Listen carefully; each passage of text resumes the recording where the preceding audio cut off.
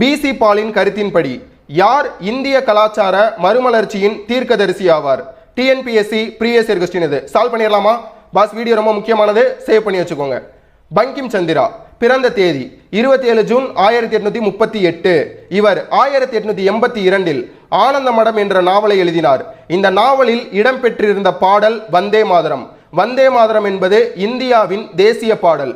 1896 ஆண்டு கல்கத்தாவில் நடந்த இந்திய தேசிய காங்கிரசின் வருடாந்திர மாநாட்டில் வந்தே மாதரம் முதன்முறையாக பாடப்பட்டது. இதே போன்று இந்தியாவின் தேசிய கீதம் ஜனகணமன. இதை எழுதியவர் ரவீந்திரநாத் தாகூர். 1911 கல்கத்தாவில் நடந்த இந்திய தேசிய காங்கிரசின் வருடாந்திர மாநாட்டில் ஜனகணமன முதல் முறையாக பாடப்பட்டது. பிசி பால் என்பவர் பங்கிம் சந்திரரை இந்திய கலாச்சார மறுமலர்ச்சியின் தீர்க்கதரிசி என்று கூறினார். இந்த கேள்விக்கு சரியான பதில் ஆப்ஷன் ஏ, பங்கிம் சந்திரர். பாஸ் உங்களுக்கான கேள்வி. ஆராய்ந்து பார்த்தால் அக்பரை இந்திய தேசியத்தின் தந்தையாக கருத வேண்டும். அவருடைய காலத்தில் தேசப்பற்று குறைவாகவும் மதம் நாட்டை பிளவுபடுத்தும் சக்தியாகவும் இருந்தது. அக்பர் மத பிரிவினைவாதங்களை கலைந்து அந்த இடத்தில் இந்திய தேசியம் என்ற முன்னோடியான பொது மனப்பான்மையை முன்வைத்தார் என்று கூறியவர் யார்?